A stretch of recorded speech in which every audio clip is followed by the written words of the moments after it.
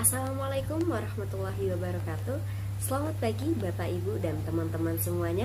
Kami dari kelompok 5 kelas Gizi 3B kali ini akan mempresentasikan tentang pengasuhan anak dalam Islam. Berikut adalah beberapa anggota kelompok kami. Selanjutnya akan dijelaskan oleh rekan saya. Seperti yang teman-teman ketahui, tumbuh kembang anak tentu tidak terlepas dari peran pola asuh orang tua. Pola asuh sendiri memiliki arti suatu model atau cara yang dilakukan orang tua dalam usaha merawat, membimbing, dan mendidik anak agar dapat tumbuh kembang dengan baik. Pola asuh inilah yang menjadi pendidikan awal bagi sang anak sehingga orang tua berkewajiban dalam memelihara dan membimbing anaknya menuju jalan yang benar untuk membebaskan diri dan keluarganya dari siksa neraka, sebagaimana yang diperintahkan dalam Quran Surat At-Tahrim ayat 6. Allah Subhanahu wa Ta'ala juga memerintahkan orang tua bertanggung jawab dalam mendidik anaknya menjadi lebih baik untuk mencetak generasi yang kuat dan juga terbaik sebagaimana firman Allah Subhanahu wa Ta'ala dalam Quran Surat An-Nisa ayat 9. Turunnya dalil-dalil tersebut bertujuan sebagai perintah untuk menerapkan pola asuh baik, seperti yang dicontohkan oleh Rasulullah Shallallahu Alaihi Wasallam.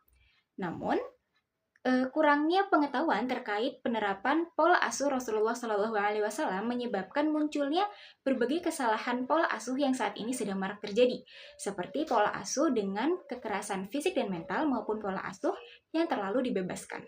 Hal ini didukung melalui data dari Kementerian Pemberdayaan Perempuan dan Perlindungan Anak tahun 2024 yang menunjukkan sebanyak 2.063 dari 10.643 pelaku kekerasan anak dengan kategori 2 teratas berasal dari orang tua, serta data dari Badan Narkotika Nasional yang menunjukkan 2,2 juta remaja Indonesia menjadi penyalahguna narkoba. Nah, contoh permasalahan tersebut menunjukkan urgensi pembahasan mengenai pola asuh menurut ajaran Islam yang menjadikan Rasulullah Shallallahu Alaihi Wasallam sebagai contoh dalam mendidik anak dengan menerapkan perhatian, kelembutan, dan juga nilai-nilai moral. Hal inilah yang menjadi latar belakang kelompok kami mengangkat topik mengenai pola asuh dalam Islam. Rumusan masalah yang kami ambil adalah yang pertama, bagaimana konsep dasar pengasuhan anak dalam ajaran Islam. Yang kedua, apa saja peran orang tua dalam pengasuhan anak menurut Islam. Yang ketiga, bagaimana pendekatan Islam dalam mendidik anak dari aspek akhlak, pendidikan, dan ibadah.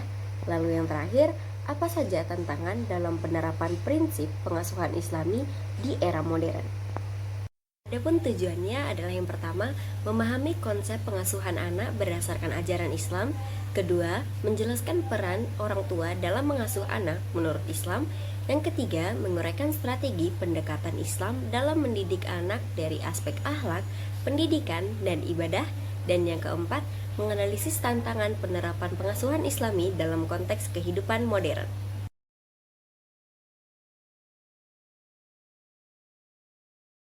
Selanjutnya yakni tinjauan pustaka, yakni pertama ada pengasuhan anak. Pada subbab ini saya meninjau pada jurnal pengembangan dengan judul Pengembangan Model Ethnoparenting Indonesia pada Pengasuhan Anak yang ditulis oleh Yeni Rahmawati, membahas pentingnya pola asuh berbasis kearifan lokal di Indonesia. Pada artikel ini tersaji model ethnoparenting dengan menerapkan 4 elemen utama pola asuh anak, yakni jati diri, kepedulian terhadap alam, sikap gotong royong, keterlibatan masyarakat, dan nilai ketuhanan. Melalui tinjauan sistematis, penulis menekankan perlunya integrasi tradisi lokal dalam pengasuhan anak dalam mendukung perkembangan karakter berdasarkan identitas nasional. Dalam judul ini juga ditunjukkan bahwa suku di Indonesia memiliki keunikan dalam pendekatan pola asuhnya. Artikel ini tidak hanya menyoroti tantangan dalam menjaga kearifan lokal dalam modernisasi, namun juga menawarkan solusi melalui penerapan model ethnoparenting yang relevan dengan sosial budaya di Indonesia. Selanjutnya saya meninjau pada buku dengan judul Anak di Persimpangan Perceraian, Menilik Pola Asuh Anak Korban Perceraian, karya Dedi Siswanto, yang membahas mengenai dampak perceraian orang tua terhadap karakter anak-anaknya. Dalam buku ini tertulis pola asuh anak pasca perceraian yang dapat memengaruhi karakter serta kepribadian anak mereka. Tertulis juga penjabaran mengenai keluarga, penyebab perceraian, jenis-jenis pola asuh yang diterapkan orang tua, dan dampak perceraian terhadap aktivitas sehari-hari dan perilaku anak. Buku ini juga membahas mengenai orang tua tunggal yang lebih memilih untuk bertahan dalam kesendirian atau memilih jalan lain dengan menikah kembali. Terdapat juga pandangan mengenai proses adaptasi anak korban perceraian dalam berbagai situasi keluarga.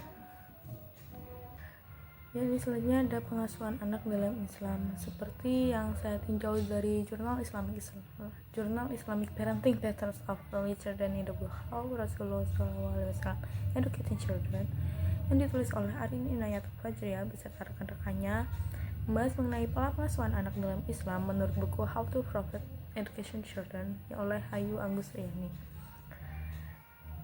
Secara umum dalam pengasuhan anak terdapat gaya yang diberlakukan dalam Islam untuk diterapkan serta bagaimana supaya gaya ini dapat diterapkan dalam aspek pendidikan. Jurnal ini juga menekankan mengenai pentingnya meneladani sifat-sifat Nabi Muhammad SAW sebagai acuan dalam pengasuhan anak. Terdapat juga tindakan-tindakan yang dilakukan orang tua dalam pengasuhan anak seperti sikap teladan, pemberian saran, adil, pemenuhan hak anak, mendoakan anak, membimbing, hingga menghindari mengumpat pada anak. Selanjutnya, saya melakukan tinjauan pada buku The Power of Islamic Parenting, yakni pola pengasuhan anak bermental sehat, karya Nurul Hamaria, yang membahas mengenai pola pengasuhan yang berlandaskan agama Islam dalam membentuk karakter anak yang sehat dan bermental kuat. Nurul Hamaria merupakan seorang penulis dan pembicara yang merupakan lulusan sarjana psikologi.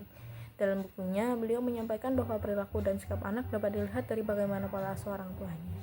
Beliau juga memberikan solusi dengan mengangkat cara pengasuhan berlandaskan ajaran Islam dengan mengubah paradigma anak serta keterlibatan orang tua.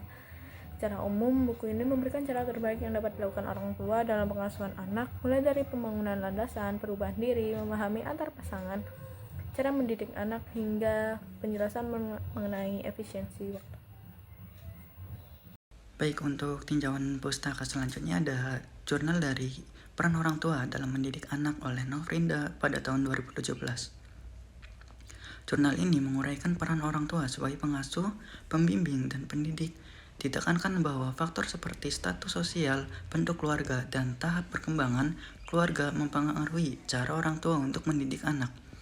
Orang tua sebagai contoh teladan bagi anak dan mempengaruhi sikap dan perilaku mereka, dan juga berperan sebagai motivator, fasilitator, dan demonstrator dalam perkembangan anak, serta memberikan dukungan yang diperlukan untuk perkembangan serta pembelajaran anak. Novrinda juga membahas kesalahan umum dalam pengasuhan yang dapat berdampak negatif pada perkembangan anak, seperti kurangnya kasih sayang dan waktu yang dihabiskan pada saat bersama. Yang selanjutnya adalah studi kasus. Pada desa Songgom Lor, Kecamatan Songgom, Kabupaten Brebes, ada banyak keluarga TKI yang tinggal di sana.